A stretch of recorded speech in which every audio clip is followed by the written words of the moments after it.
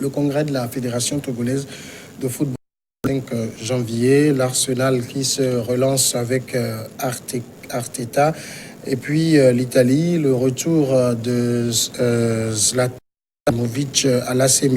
Trois sujets dont on parle ce soir avec Michel Samuel Tapa. Bonsoir. Bonsoir Samuel, bonsoir à tous.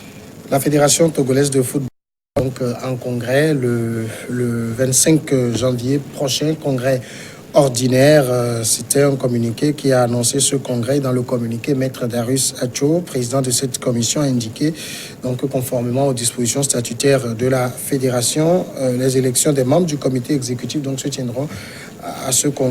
À quelques jours, Michel Tapa, de l'organisation de ce congrès, comment se présentent les choses au niveau de la FTF? Comment se présentent les choses au niveau de la FTF? On sait que le concurrent, bien le potentiel, candidat à cette élection, qui va véritablement gêner le président sortant, Hervé Pissard, est parti. Donc c'est sûr que c'est le président sortant et toute son équipe qui vont encore se représenter et qui ont la voie royale pour pouvoir encore enfiler à la tête de la Fédération togolaise de football. En partant, Hervé Pissard a dénoncé un certain nombre de choses. Et si ces choses sont vérifiées, je pense que c'est très grave pour le football togolais. Et même si je l'avais déjà dit, pendant les 4 années écoulées, le président Kouvi et tout ont fait un travail qu'on peut souligner, même si la perfection n'est pas de ce monde. Il y a eu, on l'a déjà dit, l'organisation des championnats nationaux, la première division, la deuxième division et la troisième division. Il y a eu aussi l'équipe nationale du Togo, les joueurs de ce nom au niveau local et au niveau. Et je pense que tout ça là, c'est parce qu'on a un championnat. Mais il y a eu aussi des violences qui ont jalonné le championnat passé et ce championnat qui vient de reprendre. Donc pour moi, Hervé Pissard qui dénonce la transparence selon ces termes, il dénonce la voie à la fraude, il dénonce la transparence et la régularité du processus qui sont mises à rude épreuve. Il dénonce également de la commission électorale qui outrepasse ses prérogatives pour se substituer à d'autres organes de la Fédération togolaise de football. J'ai déjà dit, si cela est vrai, c'est très grave pour le football togolais. Mais il faut noter qu'il y a soit 3 choses, soit Hervé Pissard, c'est que c'est plus rude pour lui et c'est le moment de démissionner et de dénoncer un certain nombre de choses qui peut-être ne sont pas vérifiées. Soit il dénonce ces choses qu'un citoyen lambda ne peut pas dénoncer. Lui, qui veut être candidat, peut les dénoncer. Soit, lui aussi, il parle pour ne rien dire. En tout cas, on va vérifier. Ce qui est sûr, la voie est tracée pour le colonel Guiapovi. Ça veut dire qu'actuellement, il n'y a que le colonel Guiapovi et son équipe seule en lice. Il n'y a que le colonel Guiapovi et son équipe seule en lice. Pour moi, ce n'est pas aussi bien dit. C'est un concurrent en face. Il faut compte tenu du travail qui a été déjà fait. Le colonel, je l'avais déjà dit, je ne sais pas si vous vous souvenez, j'ai déjà dit qu'il est l'hyper favori pour pouvoir gagner ces élections. Maintenant, il faut aussi un candidat pour pouvoir dénoncer un certain nombre de choses. Malheureusement, Hervé Pissard était celui-là qui pouvait le faire. Il est parti. On ne va plus là vers une élection, c'est carrément une désignation. Oui, c'est carrément une désignation dans la mesure où c'est le colonel et son équipe qui se représentent aussi. Il n'y a pas que Hervé Pissard, il y a d'autres personnes qui pouvaient postuler. Mais vous savez, je l'ai déjà dit, pour pouvoir être à la tête de la Fédération togolaise de football et de certaines fédérations au Togo, il faut avoir les guions d'une puissance entre griffes. Est-ce que véritablement ces personnes sont en train de voir? Est-ce que j'aurai capacité, les ressources pour pouvoir affronter le tout-puissant colonel qui a déjà fait de bonnes choses pour le Togolais? On ne sait pas. En tout cas, il faut saluer le courage de Hervé Pissard. Pour lui, les élections à venir ne seront pas transparentes. Et pour lui, c'est le moment de pouvoir se retirer. Alors, on se rappelle quand même les congrès de la FTF dans le passé. Il y avait un certain nombre de... Il y avait des listes, des gens voulaient prendre la tête de la fédération. Comment on explique qu'aujourd'hui, la chose ne suscite plus d'engouement? facteurs, soit les gens se désintéressent véritablement au football togolais parce que on a souvent dit que c'est un football qui connaît aujourd'hui de véritables soucis. La fédération est là et donne l'impression de pouvoir faire son travail. Les gens ont dénoncé la corruption à tous les niveaux du commerce. Les gens ont dénoncé un certain nombre de choses. Certains membres de ce commerce sont des dirigeants des clubs et qui véritablement, selon les dires des gens, favorisent ces clubs. Je ne vais pas donner de noms précis. Et donc, à un moment donné, on sent voilà, que le public n'est plus intéressé. Les acteurs du football togolais ne sont plus intéressés. Et j'ai parlé aussi d'un facteur où on voit le tout-puissant colonel, déjà dès son élection, voilà, c'est le candidat du pouvoir, il faut le préciser. Et donc, qui serait capable d'affronter cela, d'affronter ce monsieur qui s'est déjà, qui a fait un sacré travail, qui a l'appui du ministre des Sports et des instances supérieures. Voilà, ce qui fait qu'il n'y a pas tellement de listes cette fois-ci. Mais il faut dire que quand il y avait de listes, il y avait plus. Les gens présentaient leur projet. Ça avait plus, la sauce était plus remplie de viande, malheureusement. Les présidents de clubs eux-mêmes qui, par le passé, par exemple, concouraient, aujourd'hui, c'est quoi? C'est aussi un manque de moyens de leur part. Ils ont compris que, puisque, de toute façon, pour une élection pareille, on sait qu'il y a également beaucoup de moyens qui entrent en jeu. Ils ont compris qu'on ne peut pas faire le poids en termes de moyens. De moyens, vous l'avez bien dit, peut-être qu'ils ne peuvent pas faire le poids. Quand vous voyez même les clubs togolais, la structure des clubs même, ce n'est pas cela, parce que quand on parle d'un club, on voit les différentes catégories. Et quand vous interrogez les dirigeants de clubs, ils vous parlent de manque de moyens.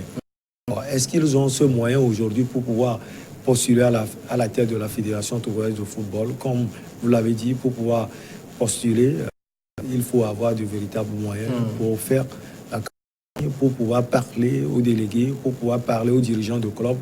Tout ça la demande des moyens. Et puis je reviens sur cela. Pour pouvoir affronter véritablement le lion, il faut avoir l'arsenal nécessaire pour pouvoir le faire. Peut-être qu'ils n'ont pas cela. Alors, 4 ans, avec Guy Akpovi encore, c'est ce qu'il va continuer par relever? Oui, les mêmes défis et il va avoir ces 4 années à venir pour pouvoir terminer les chantiers déjà commencés. Il a dit qu'il va rendre plus professionnel le football national à partir des championnats nationaux, la première division et la deuxième division. Il a déjà dit qu'il va pouvoir corriger les insuffisances liées déjà à ces 4 années écoulées. Et donc voilà, il y a plusieurs chantiers. La construction des infrastructures de ce nom. On parle de la construction de certains stades, non seulement à Lomé, mais aussi à l'intérieur du pays, à Takwame, Ngontien et autres. Voilà, il va sans doute s'atteler à le faire, créer des infrastructures, parce que quand on parle du football aujourd'hui, il faut ces infrastructures, mais il faut remarquer qu'au Togo, on n'en a véritablement pas. Nous allons parler du second sujet, c'est l'Angleterre qui se relance avec Arteta face à Manchester United. Michael Arteta a enfin lancé son mandat sur le banc d'Arsenal avec l'affirmation de l'enthousiasme et des choses encore à corriger. Les prémices de cet Arsenal nouveau avaient déjà été mises en lumière. Il ne fallait donc qu'une victoire de prestige si possible pour valider que Michael Arteta avait déjà changé les choses. Heureusement, et donc le succès face à United avec toutes les imperfections le confirme. Ce n'était donc pas le grand United, encore moins une leçon. Mais la métamorphose est nette. Est-ce que le nouvel entraîneur montre qu'il a un nouveau style qu'il imprime au club? Déjà, avec la sortie, il a eu 2 victoires, un match nul et puis une défaite.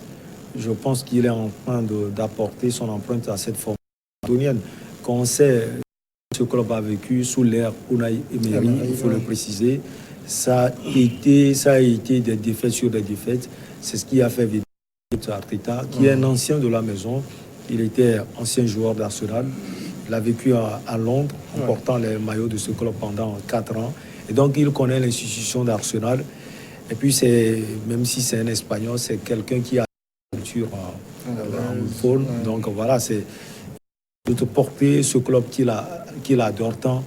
Et puis, en tant qu'entraîneur, il a sans doute vécu avec l'escadron de City entre 2016 et 2019, sans doute sous l'ère Pep Guardiola, compatriote. Étant très jeune, 37 ans seulement, je pense qu'il a beaucoup bourlingué en tant que joueur.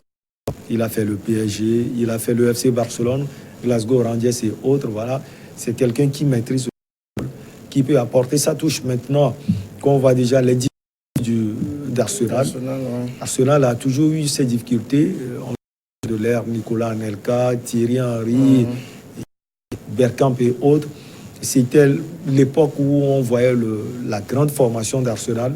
Malheureusement, Arsenal maintenant s'appuie sur des jeunes qui nous sont expérimentés, mais qui sont techniquement bons, qui peuvent apporter quelque chose au club londonien.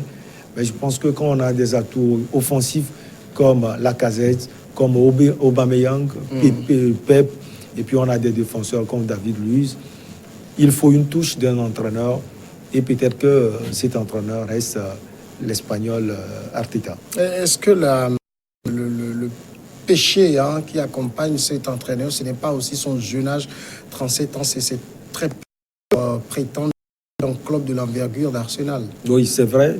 C'est vrai, pour pouvoir progresser en première ligue anglaise, il faut avoir de l'expérience. Aujourd'hui, on voit avec Jürgen Klopp, on voit avec Pep Guardiola, on voit Ricardo, même des équipes comme Everton qui font venir des entraîneurs plus huppés pour pouvoir porter très haut les aspirations de ce club.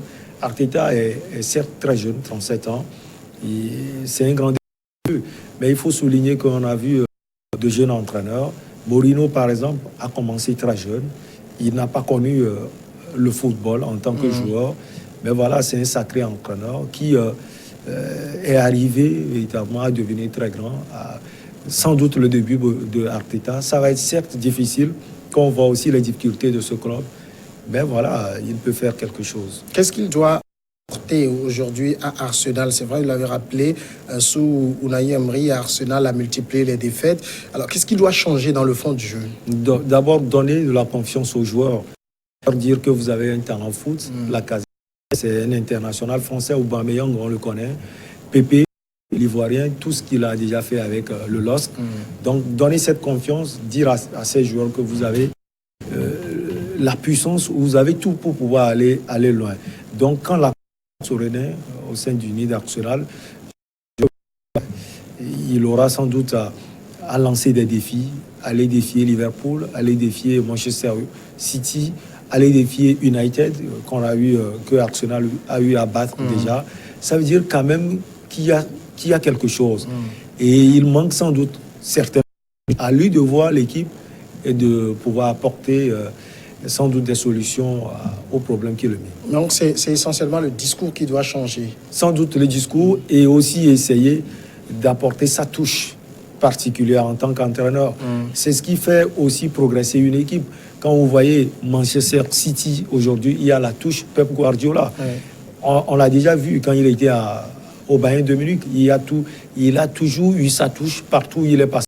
Donc Arteta, espagnol, doit apporter sa touche. D'ailleurs, il a l'école de Pep Guardiola. Et donc, il ne serait pas surpris de le voir étaler l'école de Pep Guardiola à Arsenal. D'ailleurs, Arsenal a cette touche, la technicité dans le jeu, l'entrain et tout. Donc, il faut avoir des joueurs de ce nom. Maintenant, il y a aussi le mercato. Il va falloir demander au président du club de pouvoir faire venir des joueurs de renom. Au moins 3 joueurs. Un joueur bien capé au niveau de la défense. D'ailleurs, on est en train de parler de Boateng, l'Allemand Boateng, Jérôme Boateng, pour pouvoir apporter son expérience au niveau de la défense. Avoir un milieu de terrain, les attaquants, il y en a déjà. Mais si on veut avoir aussi un attaquant qui a une certaine dimension, cette dimension planétaire, on peut l'avoir pour pouvoir accompagner Lacazette, Aubameyang et Pépé. Est-ce que Arsenal a encore aujourd'hui les moyens? C'est vrai qu'on a vu quand Wenger est parti, c'était quand même bien renfloué. Aujourd'hui, est-ce qu'il y a les moyens de s'offrir les grands joueurs? On a plus mis les moyens pour pouvoir construire un stade de renom. Maintenant, il n'y a pas tellement de moyens, mais Arsenal reste un grand club.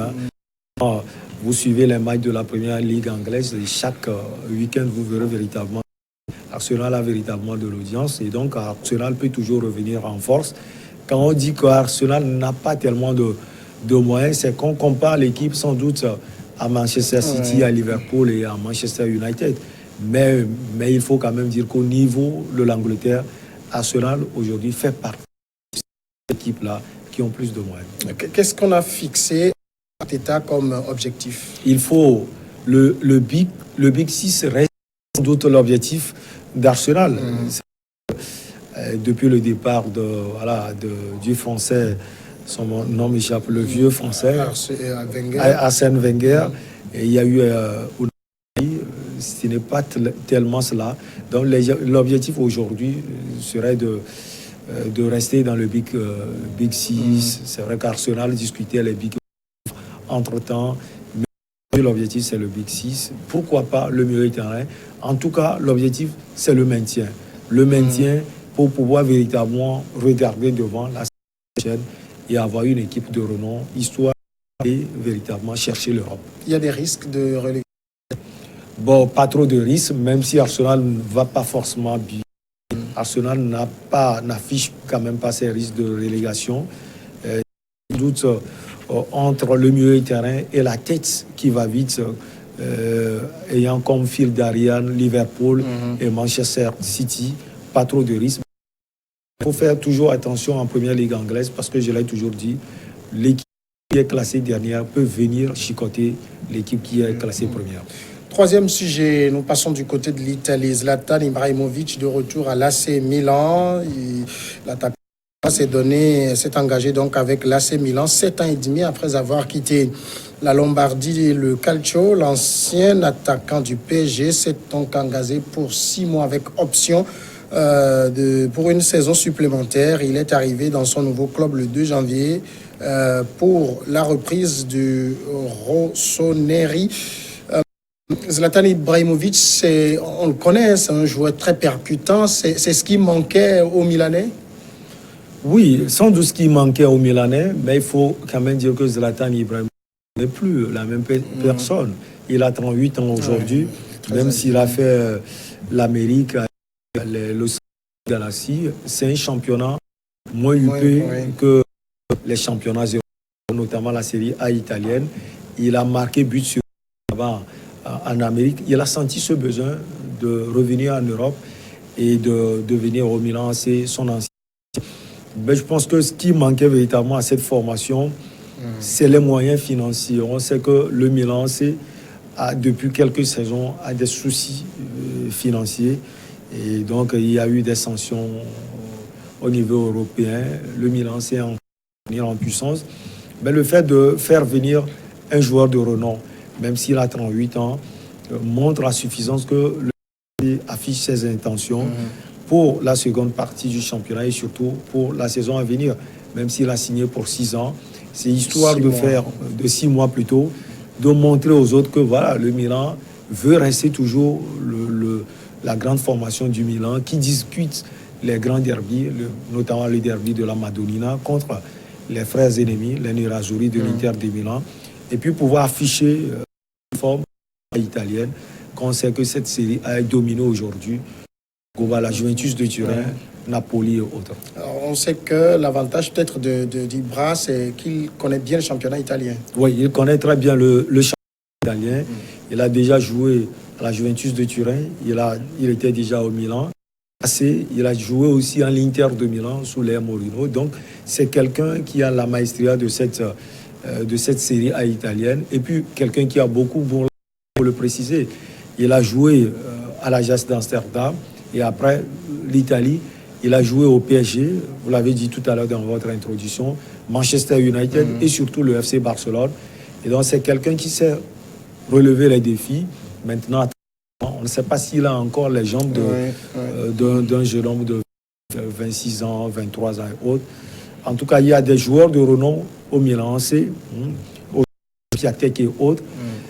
Maintenant, le choix de Ibrahimovic, peut-être que c'est un choix plus aussi vers l'argent, parce qu'on sait que Ibra, c'est quelqu'un de très connu. D'ailleurs, son arrivée au Milan a engendré tellement de foule, vendre des maillots, histoire de compenser un peu les trous financiers. Et en même temps, il a quand même une lourde responsabilité. l'AC Milan est en mauvaise posture, 11e de la Serie A. Oui, lot de responsabilité, même si voilà, ce n'est pas lui seul qui va faire le travail, surtout offensivement. Il doit pouvoir parler à ces jeunes, Piatek et autres, leur donner des conseils. Et donc, le travail ne va pas être seulement sur le terrain, mais dans les vestiaires, parler à... Aujourd'hui, même s'il est arrivé pour 6 mois, il va rester sans doute la figure de proue de cette formation du Milan AC. Et donc, son discours va sans doute parler.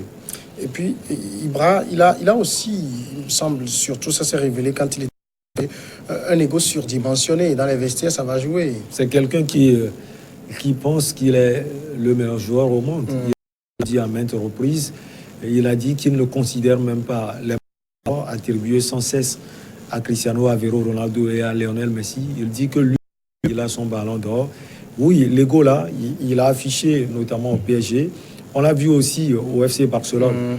Mais le FC Barcelone reste une grande équipe, une institution. Et donc, les égos ne passent pas forcément. Mais au Paris Saint-Germain, on l'a vu, parce que le Paris Saint-Germain l'a pris aussi comme un dieu. Il est arrivé à montrer vraiment ses qualités sur le terrain, mais ses qualités en dehors du terrain. Voilà. Est-ce que ça peut compter dans le vestiaire? Oui, ça peut. Ibra va se dire que voilà, de tous ces jeunes du maintenant, c'est sans doute au Milan, aux dirigeants du Milan, c'est de lui parler, de leur dire. Tout dépend de l'objectif visé. Et pour moi, l'objectif, c'est son discours sans doute de grand frère.